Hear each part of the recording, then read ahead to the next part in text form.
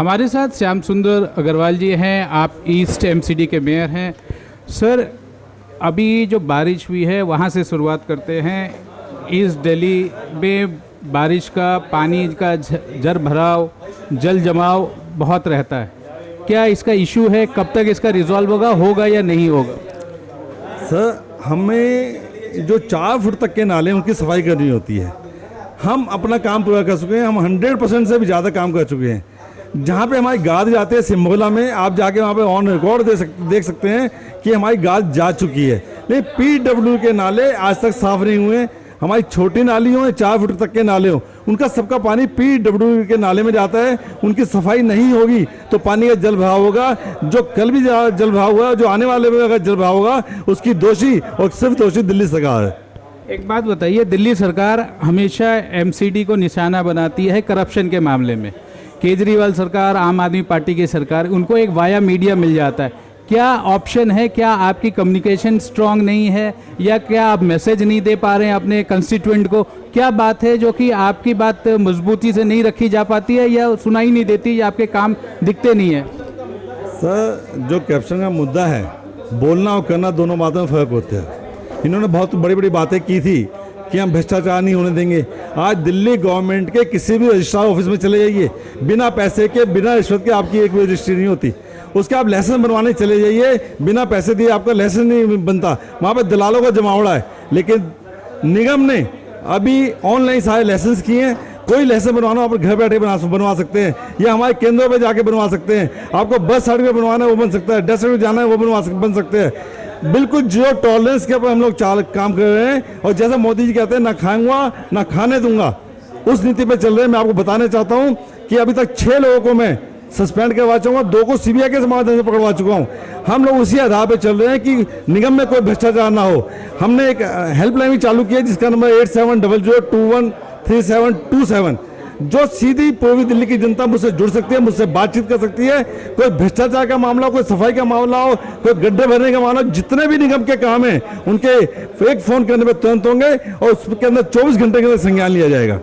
Sir, क्या आप कोई प्लान कर रहे हैं वेबसाइट को बनाने के लिए, जिस कोई डैशबोर्ड बनाना चाहते हैं, जहां कि ये पता चले कि इतने कंप्लेन आए, इतने कंप्लेन का रेजोल्यूशन हुआ, इतने कंप्लेन का रेजोल्यूशन 24 घंटे में हुआ, अटेंडेंस 24 घंटे में हुआ, या 48 घंटे में, या जो भी उसका एक प्रारूप है? क्या आप पारदर्शिता अपने ईस्ट एमसीडी में लाएंगे तो शायद आपकी बात और प्रखर रूप से और व्यापक रूप से सुनी जाएगी, जो आप कहना चाह रहे हैं? आप अभी नंबर भी बताया आपने। सर, हम इसको ला चुके हैं। जितनी कंप्लेंट्स आती है रजिस्टर में नोट की जाती है, और जब हमें अधिकारी कहा जाता है कि हमने इस कंप्लेंट को सॉल्व किया है, तो हम उस व्यक्ति को फ़ोन कर पूछते हैं कि क्या आपकी कंप्लेंट सॉल्व हुई या नहीं हुई। बिल्कुल पारदर्शी काम होगा। किसी भी कंप्लेंट को इग्नोर नहीं किया जाएगा। सभी कंप्लेंट पर संज्ञान लेके उसका हल किया जाएगा। अग्रवाल जी, एक फाइनली बताएं कि आपकी क्या प्रायोरिटी है? इलेक्शन अगले साल आना है। अब इलेक्शन की गहमा गर्मी आपके ईस्ट एमसीडी में भी शुरू हो गया। आपकी रुतबे देख करके भी लग रहा है कि आप पूरी तरह इलेक्शन मोड में आ गए। तो आपकी क्या प्रायोरिटीज़ हैं, और क्या आप कैसे काउंटर करेंगे अपने अपोनेंट? कांग्रेस भी एग्रेसिव हो रही है और आम आदमी पार्टी तो एग्रेसिव आपके पीछे है ही। सर, जो भी काम है, काम का रिजल्ट चाहिए हमें, और काम का रिजल्ट हम लोग दे रहे हैं। बोलने से कुछ नहीं होता। आप हमारे जाके चाहे सफाई व्यवस्था है वो आके आप देखिए, कभी भी भ्रष्टाचार में हम कैसे काम करते हैं वो आप आके देखिए। तो हम लोग काम करने में लगे हैं। बोलने वाले बोलेंगे, काम करने वाले काम करेंगे। और इलेक्शन तो आते हैं, हर साल इलेक्शन होता है दिल्ली में। अभी 2022 में होगा, फिर 2024 में होगा, फिर 2025 में होगा। हम तो हमेशा अपने काम में लगे, और जनता से जो वोट मांगते हैं अपने काम के आधार पर मांगते हैं। हमने जो काम किया उसके आधार पर हम लोकसभा के चुनाव बहुत अच्छे वोटों जीते।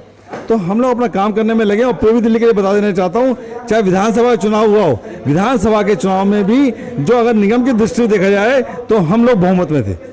आपके सांसद गौतम गंभीर जी पे आरोप लगाया। गौतम गंभीर जी ने फिर दूसरा कहा कि हमें कोविड के जो हमने सेंटर्स खोले थे वहाँ पे कोविड का वैक्सीनेशन नहीं हो पाया। तो अब आप अरविंद केजरीवाल से क्या कहेंगे कि वैक्सीनेशन का जो प्रोसेस है, कभी वो आपको मदद करते हैं, कभी नहीं करते? ईस्ट एमसीडी से तो वो उनके स्टाफ तक को नहीं लेते, उनके सेंटर तक को रिजेक्ट कर रहे हैं। देखिए, मोदी जी ने वैक्सीन दिए हैं, और मोदी जी का उद्देश्य है कि हर किसी व्यक्ति को वैक्सीन लग जाए, उसको कोरोना से मुक्ति मिले, कोरोना दिल्ली में या पूरे देश में ना फैले। लेकिन दिल्ली सरकार ने इसको मजाक बना के रख दिया है, कहीं वैक्सीन है कहीं नहीं है। सेंट्रल गवर्नमेंट बराबर वैक्सीन दे रही है।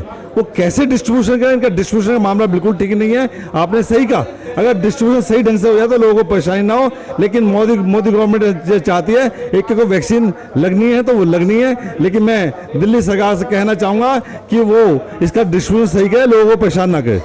With camera person Rajesh Tripathi, Pranab Prakhar reporting for Vision Television World.